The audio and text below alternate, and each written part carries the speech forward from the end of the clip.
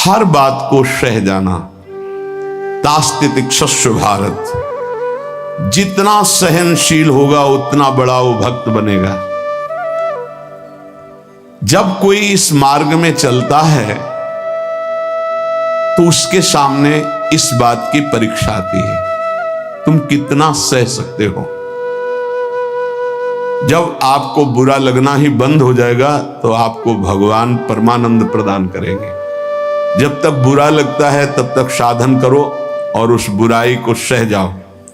जो आपसे कोई गाली दे रहा है, अपमान कर रहा है, निंदा कर रहा है, या काम क्रोध लोभ कुछ भी, सह जाओ, चुप रहो, शांत रहो, सह जाओ। नहीं, किसी से कह देते हैं तो हृदय थोड़ा खाली हो जाता है, तो कहते हैं यहां नहीं होगा। रहीमन मन की मन व्यथा रखिए मन में गोए, ये दिव्य सिद्धांत है। कहू ते कछ दुख घटी होई, कहने से दुख कम हो जाता है। पर काहि कहो यह जान न कोई, पर किससे कहूं इस बात को कौन जानेगा। तो रहीमन मन की मन व्यथा रखिए मन में गोए, सुनी ठलई हैं लोग सब बांट न ले है कोई। विनोद होने लगे, तुम्हारा मजाक बना देंगे लोग। सहनशील, बहुत गंभीर। वैसे भी साधुता की जब बातें आती तो सहनशील, आशय, उदार, धीरज सहित विवेकी, जहां देखो तहां तितिक्षवः पहला शब्द है साधु के लक्षण का। यहां कह रहे हैं दो बातें भक्त की पहली पहचान। पहला, सहनशील कितना है। लोग उसे बुरा कहेंगे, उसकी हंसी उड़ाएंगे, उस पे कटाक्ष मारेंगे, उसका अपमान करेंगे, उसको छोड़ देने की धमकी देंगे, उसको लड़ने के लिए उत्साहित करेंगे। उसकी पराजय भी हो सकती है, पर वो शांत गंभीर, अपनी अंदर की वृत्ति को कभी विचलित ना होने दे, सह जाए। बहुत ध्यान देने की बात है। भजन करके उसे बचाना कठिन, बचा के पचाना कठिन। ये है भजन करना और उसको बचाना और उसको पचाना। आपको बुरा कहेंगे, पूज्य बाबा कह रहे, हंसी उड़ाएंगे, आपके कटाक्ष मारेंगे, बड़ा भजनानंदी बनता है, किसी से तो बात ही नहीं करता है, अपने को कुछ ज्यादा ही भगत समझते हैं क्या। ऐसे क्या क्या कटाक्ष करेंगे, आपको लड़ने के लिए उकसाएंगे, उत्साहित करेंगे कि आप लौट कर उनको जवाब दीजिए, लड़िए। वो ऐसा महसूस करवाएंगे कि आप हार गए, चुप हो गए, आप दब गए। चुप हो जाओ, हार जाओ, हरि को हरि नाम, मौन होकर चुपचाप सह जाओ। इस गुण से अध्यात्म की उन्नति बहुत जोर की होती है। सहिष्णु, सहनशीलता, तितिक्षा, इनको एक ही शब्द के पर्यायवाची है। सहित सहित बाढ़े भगत गृह तन गुरहित गार, सेवक जी महाराज कहते हैं। और जिसके अंदर सहनशीलता नहीं है तो वो केवल परमार्थ का आडंबर करेगा, स्वप्न में भी आध्यात्मिक उन्नति नहीं हो सकती। जागृत की तो बात जाने दो, पकड़ लीजिए। सबसे पहला लक्षण सहन करना। ये आप संकल्प कर ले कि जीवन में सब कुछ सहन करना है मुझे। जो सह गया सो साधु, जो टूट गया वो विषयी। यही बात हमको एक शराबी ने समझाई थी ब्रह्मावर्त बिठूर में। ए देखो तिल तिल ये छवि काटी गई, तो आज भगवान बन के पूज रहे। ए बच्चा टूटना नहीं। क्या भगवान का बाहरी स्वरूप था। वो बाहरी तो ऐसे मदिरा पान की एक लीला करते हैं दिखाए, लेकिन जब उपदेश मिला तो प्रणाम करके अंदर सोचा भगवान न जाने किस स्वरूप में, और वो शब्द जीवन में नहीं भूला। खास बात होती कि जैसे ऐसे कोई बोल रहा है तो वो शब्द जीवन में नहीं भूला। ये टूटना नहीं, टूटना नहीं, कैसी भी परिस्थिति हो टूटना नहीं। यहां भी कह रहे जो सहिष्णु नहीं, सहनशील नहीं, वो आध्यात्मिक उन्नति जागृत की तो बात जाने दो, स्वप्न में भी नहीं होगी। कुछ नहीं हाथ लगता, आडंबर केवल रहता है। अतः भक्त को अधिक से अधिक नाम जप के द्वारा ये शक्ति बढ़ानी चाहिए सहन करने की।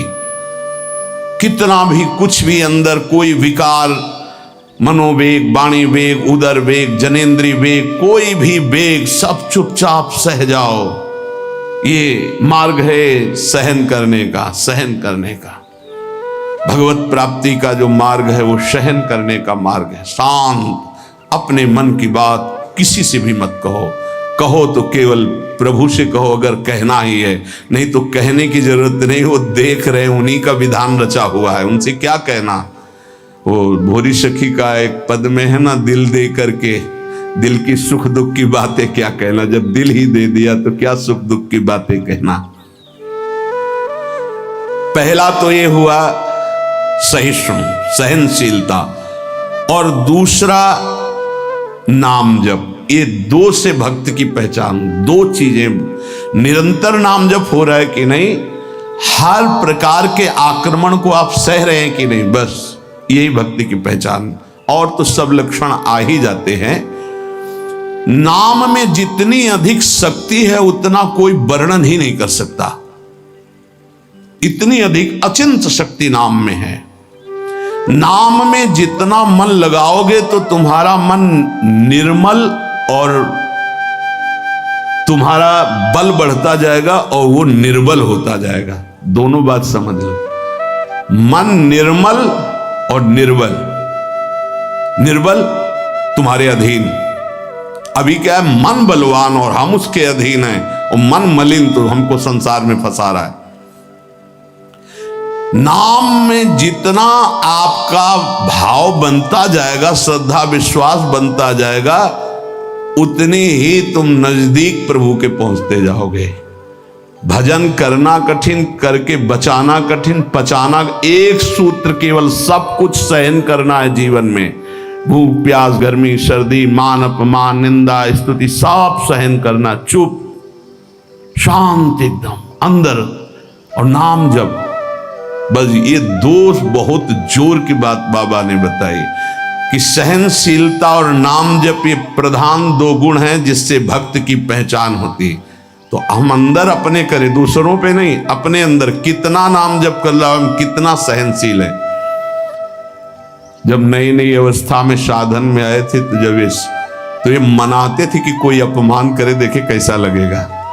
कोई अपमान करे तो फिर भगवान ने बड़ी कृपा की, बहुत अच्छे अच्छे शब्दों के स्वागत हुई, तो हृदय में भी अब कैसा लग रहा है। एक समय ऐसे सीधे गंगा के किनारे जा रहे तो सामने से बड़ी गालियां और बड़े कटु वाक्य, ऐसे वैसे क्या क्या बातें, शांत एकदम चुप। कैसा लगा? मांगते थे कि प्रभु कभी अपमान हो तो कैसा लगेगा, कैसा लगा? शांत मन, हाँ चलो ठीक है आगे चलो।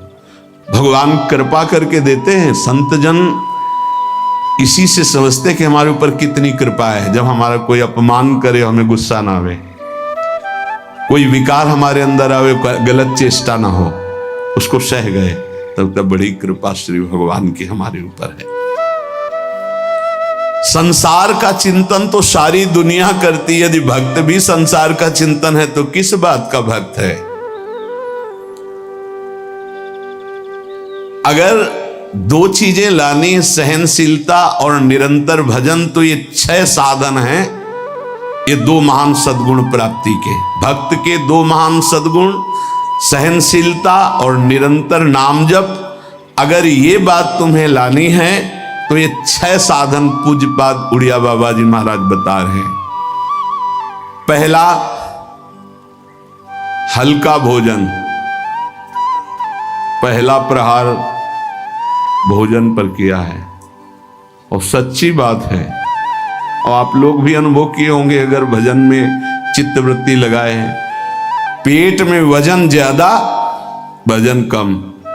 देख लो, आप खुद देख लो। हल्का भोजन, इतना हल्का कि आप भोजन पाकर बैठे हैं और आपको महसूस ना हो कि आपके पेट में वजन है, इतना भोजन पाया। होता है जैसे 5 रोटी पाने की आपके पेट में क्षमता है तो 3 पाइए, 5 पाने की क्षमता 7 पा गए, तब तो फिर 7.5 ही शनिचर आ ही जाएगा बुद्धि में, नहीं आ जाएगा। बिल्कुल प्रमाद आ जाता है, पक्का प्रमाद आ जाता है। धन्यवाद है उन उपासकों को जो एक दिनचर्या में रहते हैं। हाँ ठीक है, एक चम्मच खीर डाल दीजिए, एक पीस से डाल, बस दोबारा हमसे मत पूछना, बस वो अपनी निष्ठा में रहते हैं। ये आहार विहार ही भजन में सबसे ज्यादा सहयोगी है और बाधक भी है। हल्का भोजन लिख रहे हैं बाबा, हल्का भोजन मतलब सुपाच्य भोजन और आधा पेट भोजन। एक दिन चर्चा हुई थी, अगर याद हो पीछे, 400 ग्राम अन्न में 24 घंटे में बहुत स्वस्थ शरीर रह सकता है। केवल रसेंद्री फंसाए है, रसेंद्री। हमें लगता है कि अगर हमें जीवन उछाल उत्साहित और बहुत सात्विक रखना है तो हल्का भोजन। दूसरी बात, प्राण संयम। ये जो बहुत जल्दी जल्दी श्वासें चलती हैं, इससे भजन में बड़ा बाधा पड़ती। एक आराम से श्वास खींचिए, कितनी बार राधा नाम जपते हैं, फिर आराम से छोड़िए, कितनी बार छोड़ते हैं। प्राणों का संयम आवश्यक है, इसलिए 2-3 प्राण वायु का संशोधन की प्रक्रियाएं हैं जिनको सबको करना चाहिए। ये प्राणायाम के अंतर्गत नहीं, हम भजन की बात कर रहे हैं। आराम से बैठ जाओ, इसे दोनों स्वरों से वायु खींचो, कोई हाथ वाथ लगाने की जरूरत नहीं, पूरी खींचा और एकदम छोड़ दो। 7 बार किया एक बार में, 4 बार ऐसा करो, आप देखना एक ये प्रक्रिया है, कोई हाथ लगाने की जरूरत नहीं। प्राणवायु का संशोधन, खींचा, रोक लिया, नाम जप कर रहे हैं, एकदम प्राण व्याकुल, छोड़ दिया। एक ये है आंतरिक कुंभक और एक बाह्य कुंभक, खाली किया, नाम जप करे बैठे, फिर तुरंत खाली किया, फिर रोक लिया, इसे बाय 3 बस कर लीजिए। आप देखिए आपके फेफड़े, आपकी छाती, आपका प्राण संयम। कोई हम ये नहीं कह रहे ऐसे ऐसे करने, और ये मात्र 2-2 मिनट का अभ्यास कर लीजिए। क्या जाता है ऐसे आराम से बैठ के, कोई जान भी नहीं रहा कि आप प्राणवायु का संशोधन कर रहे हैं, पर मेरुदंड सीधी होनी चाहिए।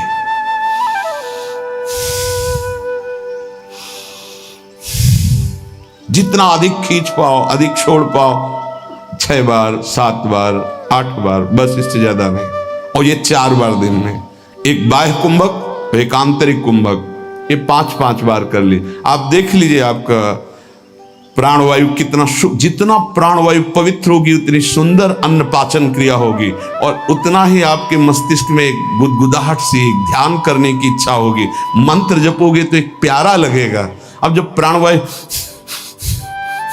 किसी के देखो ना, एकदम अगर एकांत कमरे में हो तो ऐसा लग रहा है जैसे धौंकनी चल रही, क्योंकि स्थूल प्राणवायु है, उसकी आवाज अलग ही सुनाई देगी। प्राणवायु का संयम, भोजन हल्का और प्राणवायु संशोधन कृपया जरूर करें, चाहे वृद्ध शरीर हो चाहे जवान शरीर हो, ये जरूरी है प्राणवायु का संशोधन। अपने तो किडनी खराब हो गई, तब से बंद हो गए, नहीं तो 45 मिनट केवल प्राणवायु संशोधन होता, तो 45 मिनट व्यायाम, और उस समय केवल भगवदा का नाम चलता था। 1 सेकंड के लिए ऐसा नहीं कि प्राणवायु संशोधन करे, नाम छूट जाए, या व्यायाम करने नाम छूट जाए। तीसरा, कम बोलना, क्योंकि नाम चलाना है और सहनशील होना है। देखो, जब हम अपनी कमजोरी किसी से कहते हैं तो कमजोरी हम पर बढ़ती है और दूसरा हमारा उपहास करता है। इसलिए अपनी कमजोरी तो बोलनी नहीं, और कोई बात भी करने की जरूरत नहीं है। थोड़ा बारा व्यवहार में आवश्यक हो तो उत्तर दे दीजिए। कम बोलना सीखें। उपासक जब अपनी रहने पे रहता है तो हमें लगता है कि धन्यवाद का पात्र है जो अपने को जलाकर प्रभु के चरणारविंद तक पहुंच रहा है। बहुत कठिन विषय है, प्रणाम है उसको जो अपने को जलाकर आगे बढ़ रहा है। कम बोलना, तीसरा। चौथा, किसी से कोई भी इच्छा न रखना, न व्यक्त करना। ये 2 महान सद्गुण आ जाएंगे, सहनशीलता और निरंतर भजन। किसी से कोई इच्छा, आप आज क्या पाएंगे? नहीं, आप क्या पाएंगे? श्री जी की नहीं। वैसे आपको पसंद क्या है? राधा राधा राधा। नहीं भोजन में क्या पसंद, यही आहार है माँ। कभी भी कोई शब्द ना निकलने पाए तो आज फिर मुंगौड़ा बन जाए, ऐसा नहीं। कोई देखो, अगर आपको वास्तविक मार्ग को प्राप्त करना है तो सिद्धांत है, कोई भी इच्छा है भी तो प्रकट नहीं करना हो। आप देख लेना, अगर श्री जी को मूंग के मुंगोड़ा ही पवाने हैं ना प्रसाद में, तो आपको मिल जाएंगे कहीं ना कहीं से। मांगने की जरूरत नहीं, कहने की जरूरत नहीं, इच्छा व्यक्त करने की जरूरत नहीं। पांचवा, जो इंद्री बहुत लालायित हो गई और उसका विषय आ गया हो तो उसका संसर्ग ना होने देना। देखो, जैसे वो दो सद्गुण कठिन है तो उनको लाने वाले साधन भी बहुत कठिन है। किसी भी इंद्री की बहुत इच्छा हुई और वैसे संयोग आ गया, कोई भी इच्छा, हर इंद्री में अपनी इच्छा रहती है, प्रबल इच्छा हुई और प्रारब्धवशात माया ने वही संयोग बना दिया, लो खाओ। और आपको पता है कि ये मेरे हृदय में बिल्कुल चल रहा था, कैसे मिले, और वो मिल गया, तो खुश नहीं होना। बोले संसर्ग नहीं होने देना, पाने नहीं हटा देना, इतनी हिम्मत है। पहला लक्षण सहिष्णु, वो दूसरा निरंतर भजन। जो तुम्हारे, ये सब बातों में नहीं कहे, जिसकी प्रबल इच्छा थी हमारे अंदर और वही आ गया संयोग से, यही बात गुरुदेव ने बताई थी। बोले जो प्रिय वस्तु हो उसका संयोग इंद्रियों के संसर्ग में ना होने पाए और उसको भोग लगा बांट। तो बाबा कह रहे किसी भी प्रिय बात, प्रिय वस्तु, वो इंद्रिय भोग जब उपस्थित हो तो उसका संसर्ग ना होने देना। इससे दो सामर्थ्य जागृत होंगी, निरंतर नाम जप और सहिष्णु, सहनशील। और वाणी पाठ और अपना जो संत समागम है, इसके सिवा अकेले रहने का स्वभाव बनाना। इसमें भी जो अपने प्रियजन परिवार के जन, उनको लगने लगता है अकेले बैठे क्यों रहता है, अरे वो अपने साधन में बैठा है, उसके लिए डिस्टर्ब थोड़ी होना कि अकेले क्यों बैठा। धन्य भाग है जैसे अपने लोगों को सूचना मिलती कि एकांत ही चुपचाप बैठा रहता, तो अपने को पता है, अपना हृदय शीतल होता है कि सही मार्ग है, सही मार्ग है। एकांत देश में रहने का स्वभाव होना, प्राणों का संयम होना, भोजन बहुत हल्का सात्विक होना, कम बोलना, किसी भी तरह से अपनी इच्छा को किसी के सामने प्रकट ना करना। अगर हमारे अंदर इच्छा, छठवां, अगर हमारे अंदर इच्छा आ ही गई है और उसके अनुसार प्रारब्धवशात संयोग बन जाता है उस भोग का, तो इंद्रियों का संसर्ग ना होने देना। इन 6 साधनों से ये 2 बात महान भक्त के अंदर आ जाएंगी कि वो सहनशील हो जाएगा और उसका निरंतर नाम जप चलने लगेगा। भक्त वही है जो प्रभु के नाम को परम धन, परम जीवन मानता है और हर समय ऐसे नाम जप में लगा रहता है जैसे संसारी पुरुष धन कमाने में। जो जितना भगवान नाम का संग्रह कर लेगा वो उतना ही उच्च भावना वाला बन जाएगा। भक्ति से क्या मिलता है जानते हो? भाव की ऊंचाई।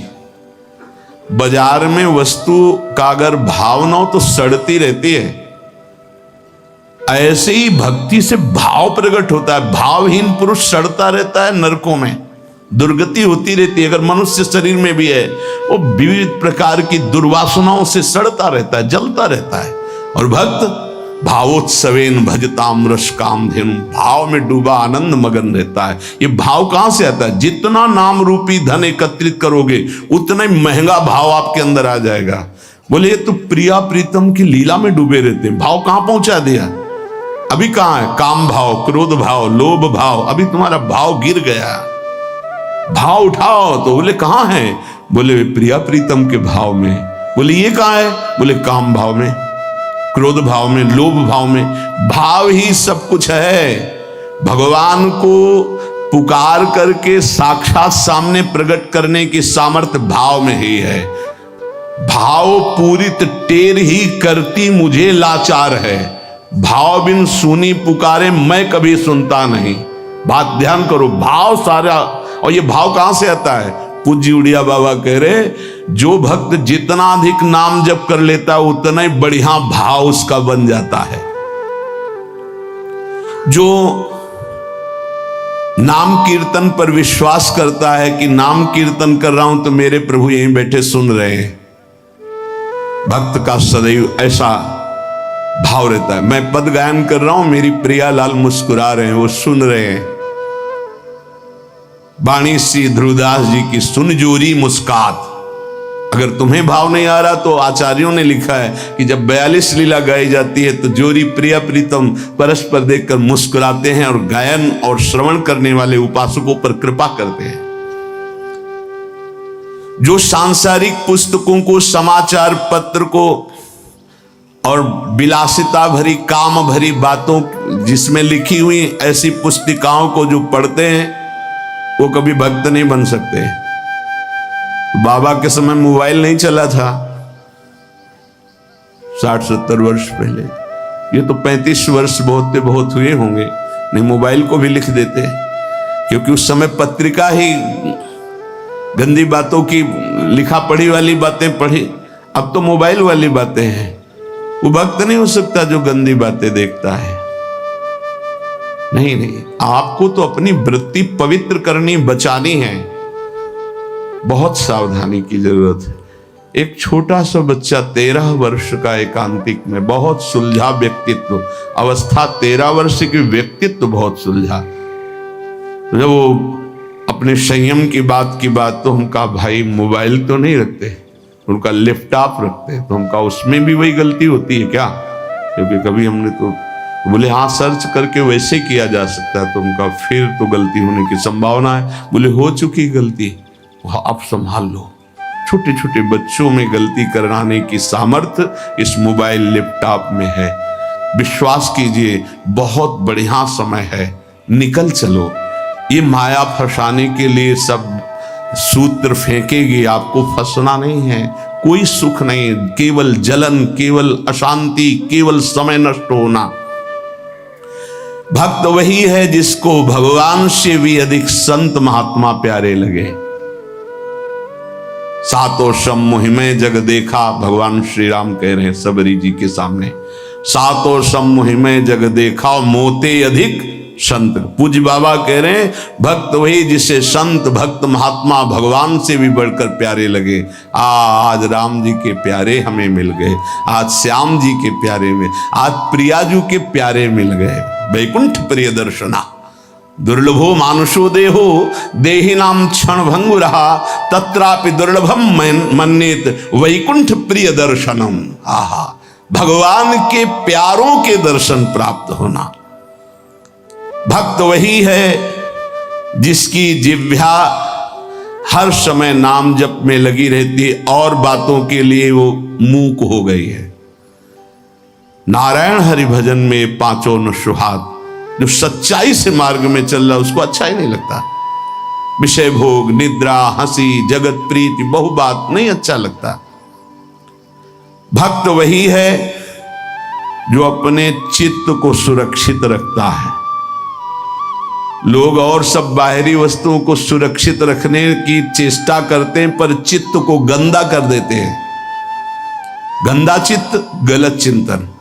भक्त बाहरी वस्तुओं की सुरक्षा हो, चाहे आग लग जाए, लेकिन चित्त में सुरक्षा में कोई फर्क ना पड़े। चित्त हमारा चित्तचूर के चिंतन में लगा रहे। जहां तक बन सके अपने चित्त को बचाने की कोशिश करो। साधक अपने चित्त को सुरक्षित रहता है, अपने चिंतन को सुरक्षित रखता है। वही साधक है जो चिंतन को सुरक्षित रखे।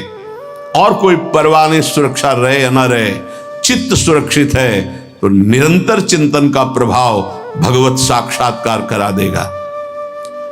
भक्त वही है जो प्रभु से केवल प्रभु को मांगता है।